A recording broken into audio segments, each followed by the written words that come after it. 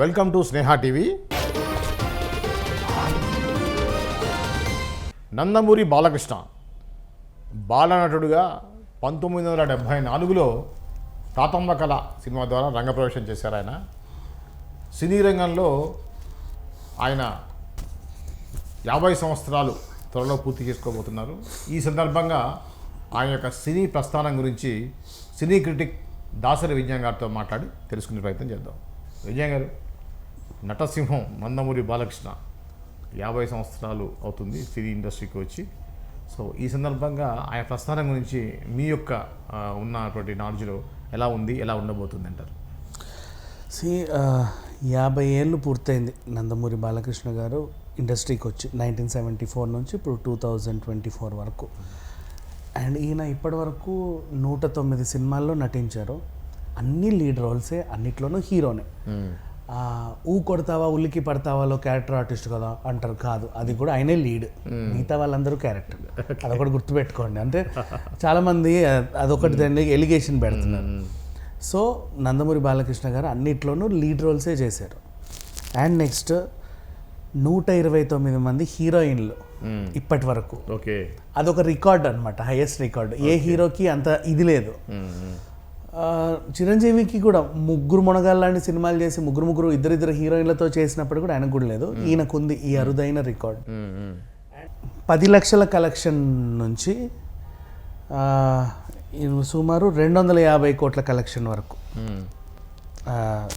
అంటే I mean ఎట్లా cinema release అయిన తర్వాత 10 లక్షలు వచ్చిందిరా లాభం అంటారు కదా, ఆ 10 లక్షల నుంచి 250 కోట్ల లాభం కలెక్షన్స్ ఇన్ సెన్స్. అంటే దాంట్లో నెట్ ప్రొడ్యూసర్కి మిగిలించింది, అంతవరకు తీసుకొచ్చిన హీరో అనమాట. అండ్ నెక్స్ట్ 10 ఫీట్ల కట్అవుట్ నుంచి 108 ఫీట్ల కట్అవుట్ వరకు ఎదిగినటువంటి హీరో. అండ్ అలాగే 100 రోజుల వేడుక నుంచి మొదలుకొని 1000 రోజుల వేడుక వరకు చూసినటువంటి ఏకైక హీరో. సో ఇన్ని రికార్డ్స్ ఈయన మీద ఉన్నాయన్నమాట. అండ్ ఎన్టీఆర్ తర్వాత హ్యాట్రిక్ విజయం సాధించినటువంటి హీరోగా తెలుగు చలన పరిశ్రమ నుంచి వెళ్ళి ఎమ్మెల్యేగా పోటీ చేసి హ్యాట్రిక్ విజయం అందుకున్నది ఎన్టీఆర్ తర్వాత ఈయనే. ఇండస్ట్రీ సంబంధించి ఇండస్ట్రీ నుంచి వచ్చి సినిమా ఇండస్ట్రీ నుంచి వచ్చేసి పాలిటిక్స్ లో ఉన్న వాళ్ళలో. Exactly. And social, mythological, science ఫిక్షన్లు చేయందేముంది, అన్ని సినిమాలు చేశాడు. ఆల్మోస్ట్ అన్నిట్లోనూ 360 డిగ్రీస్లో అన్ని రకాల సినిమాలు చేశాడు. బయోపిక్లు కూడా వాళ్ళ తండ్రి బయోపిక్ కూడా తనే యాక్ట్ చేశాడు. సినిమాలోనూ స్టార్, సర్వీస్లోనూ స్టార్, పొలిటీషియన్లుగా కూడా స్టార్. సినిమాల్లో హీరోగా ఎదిగాడు, సర్వీస్లోను, పొలిటీషియన్లోను, and next brand అంబాసిడర్లోను star.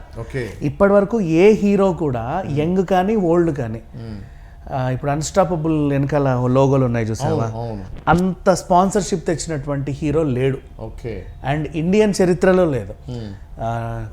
Coffee with Karan Johar కూడా అన్ని స్పాన్సర్స్ రాలా, కామెడీ కపిల్ నైట్స్కి అన్ని స్పాన్సర్స్ రాలా. అండ్ కొన్ని ఓప్రా విన్ఫ్రే ఉంటుంది మనకి ఇంటర్నేషనల్లో, ఓప్రా విన్ఫ్రే టాక్ షో, ఆవిడకి తర్వాత ఇప్పటి వరకు ప్రపంచంలో అంత స్పాన్సర్షిప్ తెచ్చినోడు ఎవరు లేడు, బాలకృష్ణే. ఇది ఒక అరుదైన రికార్డ్, చాలా పెద్ద రికార్డ్. అండ్ నెక్స్ట్ చాలామంది ఆ డైలాగులు చూసి నవ్వేవాళ్ళు, గుద్దుతే ట్రైన్ వెనకకు పోవడం ఏంటా అని చెప్పేసి ఎగతాళి చేసేవాళ్ళు. దబిడి దిబిడే ఇట్లా అంటుంటే దాన్ని కామెడీ చేసేవాళ్ళు. ఆ కామెడీని కూడా సీరియస్గా మలిచి దాన్ని తన ఒక మేనరిజంగా యాక్సెప్ట్ చేయించుకొని జనాల చేత ఈ రోజు వరకు నిలబడ్డ ఏకైక హీరో. అండ్ నెక్స్ట్ ఖచ్చితంగా బాలయ్య ఉంటే అసలు బండ్లు లేవాల్సిందే, బాంబులు వేలాల్సిందే, డైలాగులు వేలాల్సిందే అని ఎదురు చూసే జనాలు అలా తయారయ్యారు. ఇంతకుముందు అవన్నీ కామెడీగా చూసేవారు. నెక్స్ట్ మ్యాన్సన్ హౌస్ తాగుతాడు అని అందరూ ఎగతాళి చేశారు, మ్యాన్సన్ హౌస్ అని. అదే స్టార్ డ్రగ్ లాగా తయారైంది. నెక్స్ట్ అదే మ్యాన్సన్ హౌస్ని నిన్ను ఎవరైతే ఎలిగేషన్ పాస్ చేస్తున్నారో ఆ మ్యాన్సన్ హౌస్ని నీ వెనకాల లోగో వేసుకొని మరీ ప్రమోట్ చేశాడు అన్స్టాపబుల్కి. Mansion house presents. అసలు అంత గట్స్ ఏ హీరోకి ఉండవు. ఇంకా చెప్తాడు. నెక్స్ట్ మళ్ళీ రాత్రి అన్స్టాపబుల్ షో పక్కన పెట్టేస్తే ఇప్పటి వరకు కూడా అంటే ఈ ఏజ్లో ఈ ఆల్మోస్ట్ ఈ ఏజ్లో ఒక హీరో అప్పటికప్పుడు అంటే ఏంటి యాంకరింగ్ చేస్తూ జనాల్ని మెప్పించి అన్ని కోట్లు తెచ్చి, ఇప్పుడు నాగార్జున ఉన్నాడు బిగ్ బాస్, చిరంజీవి ఎవరు మీలో కోటీశ్వరుడు, అండ్ అలా కొంతమంది పెద్ద పెద్ద హీరోలు అందరూ అన్నీ చేస్తున్నారు, కమల్ హాసన్ కూడా బిగ్ బాస్ అలా అని వ్యాఖ్యాతగా ఆ రేంజ్కి వెళ్ళినటువంటి ఏకైక హీరో బాలకృష్ణ. అన్స్టాపబుల్ 2 అనేది రికార్డ్స్ బ్రేక్. ఆహాకి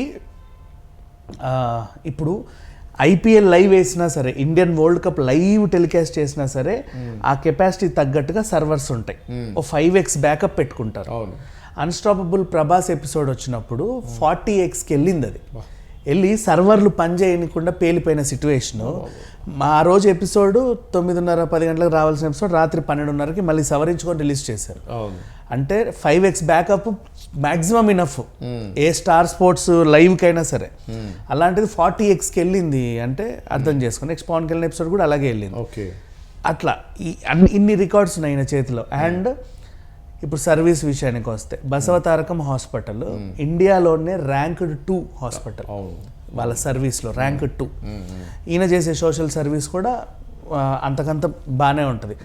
పొలిటీషియన్గా స్టార్, హీరోగా స్టార్, అండ్ సర్వీస్లోనూ స్టార్ ఇప్పటివరకు ఎవరు లేరు బేసికలీ.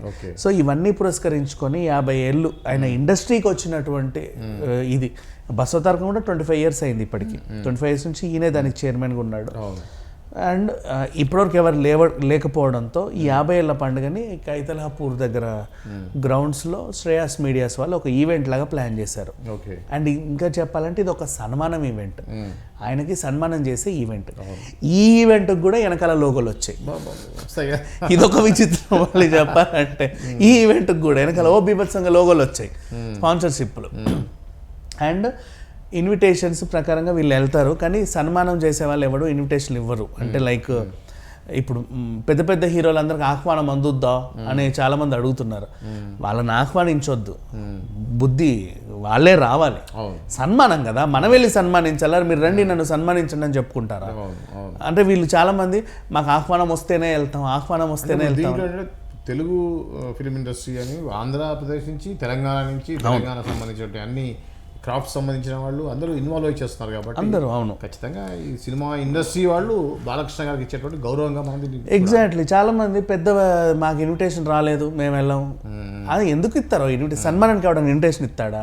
మరీ దారుణం. కాకపోతే మనం వెళ్ళాలి, ఓ పట్టుశాల కట్టుకునో లేకపోతే ఓ చెక్కముక్క పట్టుకునో మనం పోవాలి.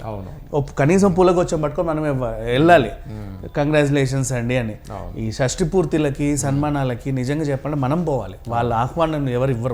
పెళ్లి బర్త్డేలు అంటే ఆహ్వానిస్తే ఏమన్నా అనుకోవచ్చు. నిన్న ఆయన యాక్సెప్టెన్స్ ఇచ్చారు బాలకృష్ణ, అందరూ వెళ్ళి అడిగారట ఇట్లా అనుకుంటున్నాం, సరే చెయ్యండి. అది వీళ్ళు అడగాలి, సార్ మీకు సన్మానం చేయాలనుకుంటున్నాము అని. ఆయన కూర్చొని నేను సన్మానం చేయాలనుకుంటున్నాను, నాకు సన్మానం చేయండి రండి, ఇన్విటేషన్లు పంచు. నో. సో చాలామంది ఇదే ఇండస్ట్రీలో చిరంజీవికి ఆహ్వానం అందుద్దా, రజనీకాంత్ ఆహ్వానం అందుద్దా, కమల్ హాసన్కి వెళ్ళొద్దా, వీళ్ళు వస్తారా వాళ్ళు వస్తారా, ఈవెంట్ విషయం తెలుసుకొని వాళ్ళే ఎక్కడ జరుగుతుందో తెలుసుకొని కనుక్కొని మీరే వెళ్ళాలి. అక్కడికి వెళ్ళాక మీకు ఉండాల్సిన గౌరవం ఉంటుంది 100%.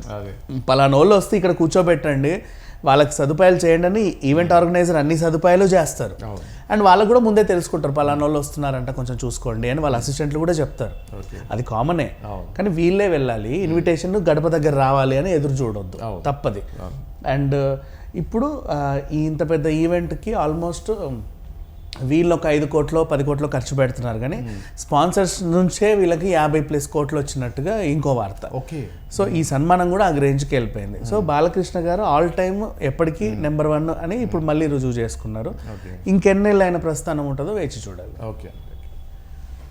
ఇది ఏదైతే ఉందో నటసింహం నందమూరి బాలకృష్ణ సంబంధించినటువంటి వివరాలు. ఈ నెల అంటే ఆగస్టు 30వ తారీఖున ఆయన యొక్క సినీ ప్రస్థానం 50 సంవత్సరాలు దాటుతుంది. ఈ సందర్భంగా సెప్టెంబర్ 1వ తారీఖున ఈ యొక్క కార్యక్రమం హైదరాబాద్లో జరగబోతుంది. సో దీనికి సంబంధించిన వివరాలు అన్నీ కూడా మన విజ్ఞాన్ గారు చెప్పారు కదా. ఇలాంటి తాజా అప్డేట్ కోసం చూస్తూనే ఉండండి Sneha TV. Sneha TV please like, share and subscribe Sneha TV.